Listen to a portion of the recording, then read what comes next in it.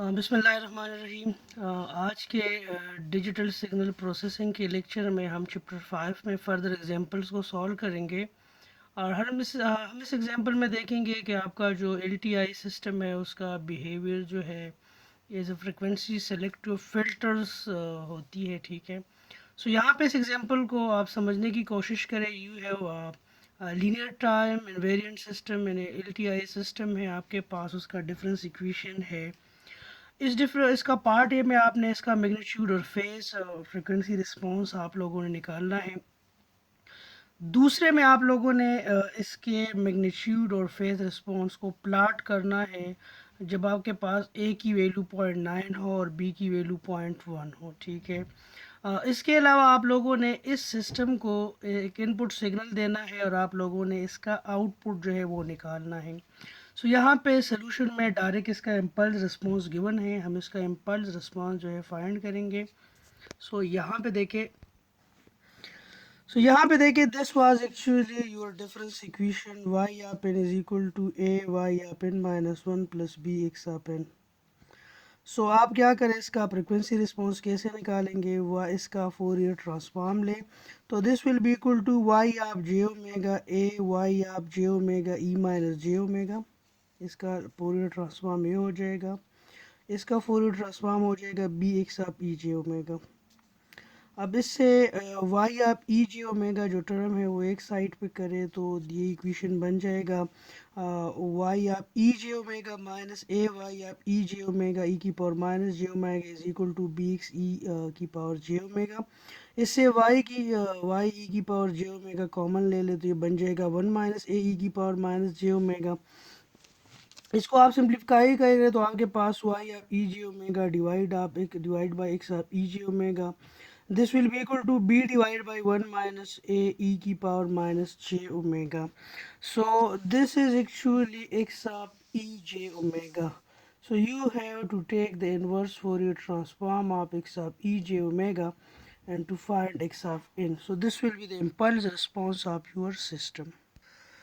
So you have the frequency response b divided by 1 minus e की power a e की power minus j omega. So in question, you have asked to determine the magnitude and phase of the frequency response.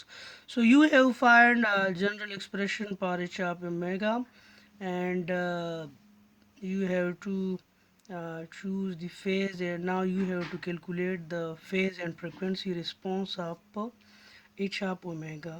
So in order to find the phase and frequency magnitude and phase response h of omega, you have to write h of omega in the form of x plus iota y. So इसका जो amplitude response होगा that will be x square plus y square under the root, और इसका जो phase response होगा that will be equal to tangent inverse y by x, ठीक है।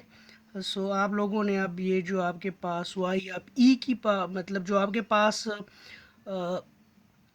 Frequency response आ गया, आप उसने फ्रिक्वेंसी रिस्पॉन्स को आपने एक्स प्लस जे आई के फॉर्म में लिखना है, ठीक है। So this is h of omega that is b divide by 1 minus a e की पावर माइनस जे ओमेगा।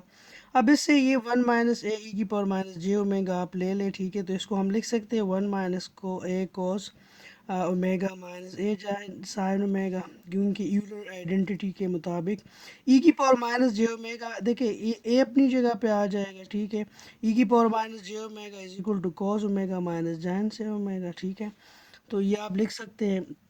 अब इसका एम्पलीट्यूड अगर आप निकालें तो एम्पलीट्यूड क्या होगा, this is actually the real part and this is the imaginary part. So this is x square, this is plus y square and under the root, so 1 minus a cos omega whole square plus a sine omega whole square. So इसको आप expand करें, ये 1 square बन जाएगा plus a square cos square omega square बन जाएगा minus 2 first and second 2 a cos omega, और ये ए स्क्वायर साइन स्क्वायर ओमेगा बन जाएगा। सो ये आपके पास बन जाएगा 1 प्लस ए स्क्वायर, और ए स्क्वायर इससे कॉमन ले लें तो इसको हम लिख सकते हो cos square omega plus sine square omega minus 2 a cos omega. Actually ये दोनों से आपने ए स्क्वायर कॉमन ले लिया, so cos square plus sine square, this is actually 1, so आपके पास आ जाएगा 1 plus a square minus 2a cos omega. ठीक है, सो यहाँ पे इसका एम्पलीट्यूड जो है that is amplitude of b and amplitude आप 1 माइनस ए ई की पावर माइनस जे ओमेगा। सो इसका जो एम्पलीट्यूड है ये तो बी आ जाएगा, और इसका एम्पलीट्यूड क्या आएगा, इसका एम्पलीट्यूड ये आ जाएगा। सो एच ऑफ ओमेगा का एम्पलीट्यूड आपके पास ये आ जाएगा, और एच ऑफ ओमेगा का जो एंगल है वो क्या बन जाएगा, angle of this minus angle of this. ठीक है, so this will be equal to each of omega angle of b minus tangent inverse a sin omega 1 minus a cos omega. So now in part b, you have to calculate and you have to plot the value. ठीक है, b is equal to 0.1 और a is equal to 0.9 पे 0.9 पे आप लोगों ने H of omega को plot करना है। ठीक है, तो जब इन दो वैल्यूज़ के लिए आप इसको प्लाट करेंगे, ठीक है, तो इसका प्लाट ये आएगा। ये मैटलैब के बिना तो पॉसिबल ही नहीं है। ठीक है, तो इस पार्ट को तो बेशक आप रहने ही दें।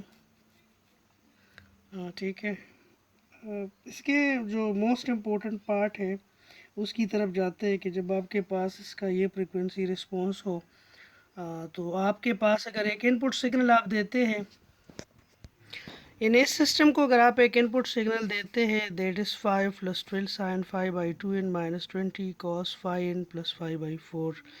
सो यहाँ पे आप देखें कि आपका जो एक्स आप इन है actually it consist of 3 frequencies. This is a sinusoidal having frequency 0, this is a sinusoidal have frequency 5/2 and this is a sinusoidal have frequency 5। ठीक है, सो ओमेगा 0 के लिए अगर आप ये जो आपके पास इक्वेशन आया है, ठीक है, और ये जो आपके पास एक्चुअली दो इक्वेशंस आए हैं, तो इन दो इक्वेशन में आप पहले ओमेगा की जगह देखिए, बी की वैल्यू तो आपके पास 0.1 है, ठीक है, ए की वैल्यू आपके पास 0.9 है। तो पहले इन इक्वेशन में, इस इक्वेशन में और इस इक्वेशन में आप ओमेगा की वैल्यू 0 पुट करें, तो you will gate what you will get h of 0 पे इसका एम्पलीट्यूड 1 होगा और इसका फेस क्या होगा, 0 होगा। फिर ये जो इक्वेशंस है इसमें अगेन b की वैल्यू वही 0.1 होगी, a की वैल्यू 0.9 होगी, लेकिन अब चूंकि आपकी जो फ्रिक्वेंसी है दैट इज़ 5/2, सो ओमेगा की जगह 5/2 पुट करें। तो जब आप 5/2 पुट करेंगे तो you will get h of 5/2 is equal to 0.074 and h of 5/2 जो फेज है वो आप यू विल गेट -42 डिग्रीज।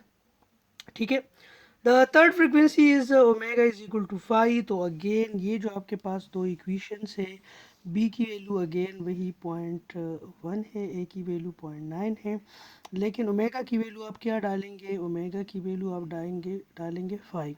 तो जब आप इनमें ओमेगा की वैल्यू ए बी की ही वैल्यूज पुट करते हैं, सो यू विल गेट